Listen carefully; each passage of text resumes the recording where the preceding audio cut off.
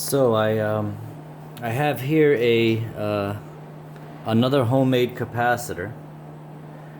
I'll call this the peanut butter and jelly sandwich capacitor. And if you saw my video a couple of days ago on the turkey sandwich capacitor, look at that video and I'll explain how I made it in that video. But you'll see that this capacitor is a little shorter because I used thinner strips of tin foil, but it's also a lot tighter.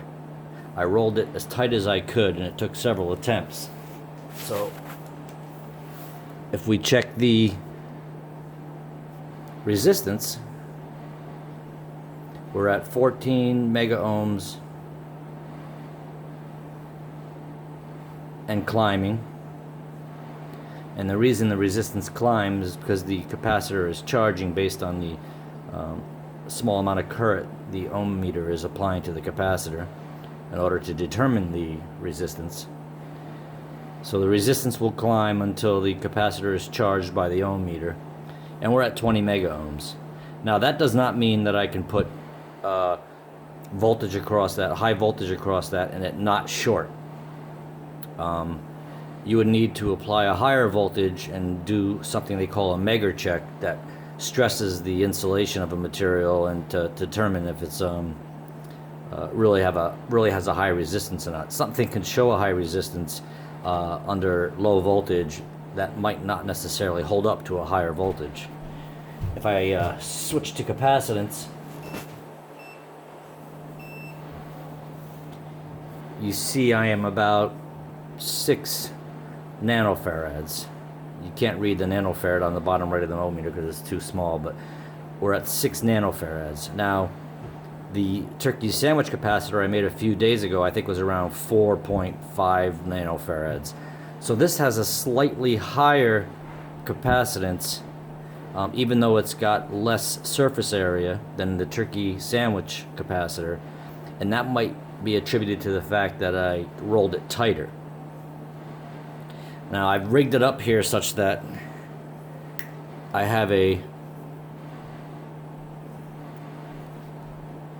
plug and I attached it to the capacitor by just rolling the copper around, and the intention here is I'm going to plug it into the wall, and I'm going to see if it pops and explodes and splits the breaker open, or whether it holds up to 115 volts AC. So this would be characterized as a non-polarized capacitor. It's not an electrolytic capacitor. This is a paper capacitor. So it's got tin foil and paper rolled up, and the experiment here is, how can I tell if this will hold up to a voltage without testing it? Now this is probably a pretty careless way of doing it. I'm just going to plug it into the basement outlet, and I'm on concrete in case it pops and blows up and doesn't burn a hole in the carpet. I'm thinking the worst that can happen is I pop a breaker. But what I'm going to do now is I'm going to disconnect the ohm meter from the capacitor, and then we're going to go for it and plug it into the wall. And if it catches fire, I've got a little vodka and soda there to splash on it. Let me move the ohm meter away, and what I'm going to do is, if it doesn't pop, I'm going to then unplug it and see if the capacitor discharges on this ohm meter. So let me put this on voltage. Even though it's AC, the capacitor is going to charge in a DC way. So I've got it on DC, and let me back up. Well, you won't see me plug it in.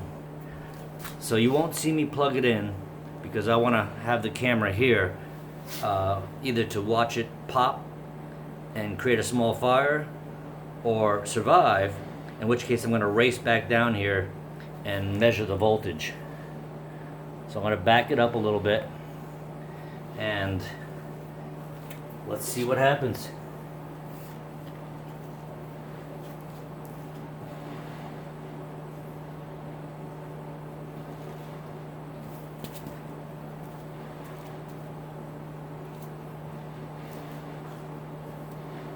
I want to make sure it's still in the camera.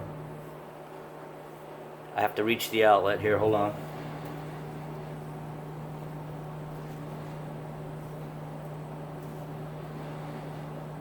Okay, it's plugged in.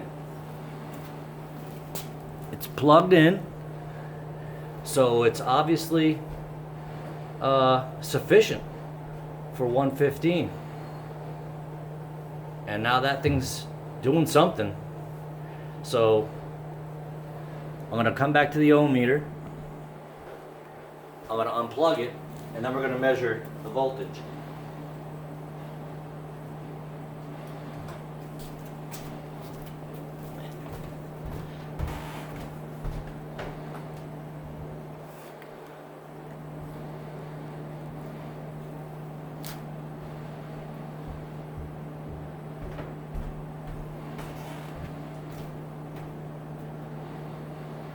So it did charge, and it's only a little nanofarad capacitor.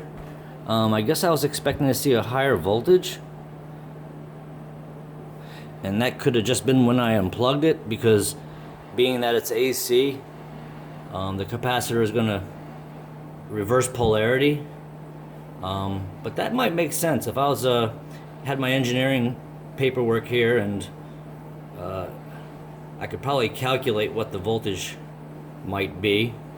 But really, this wasn't a test of how much voltage this capacitor could hold. This was a test of whether the voltage whether the capacitor could withstand being plugged into 115. So it's discharging slowly. Kind of smells something. Not really. Let me try it again. Let me try this again.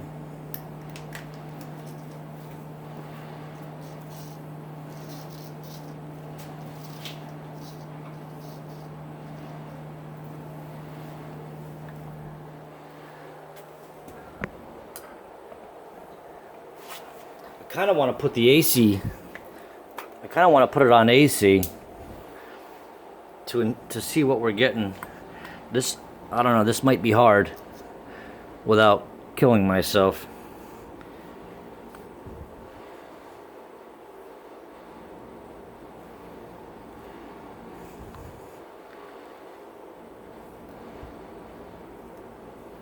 So you can see I do have 115 volts across that capacitor, and it's standing up to the voltage with just regular paper and tin foil. So I got 115 across that capacitor, and it's surviving. That's pretty interesting. Well, there you go.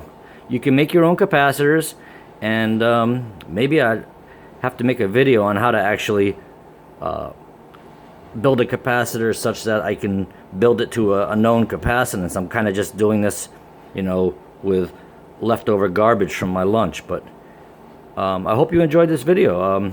Please subscribe. I'd like to be able to entertain you in the future. Thank you, guys.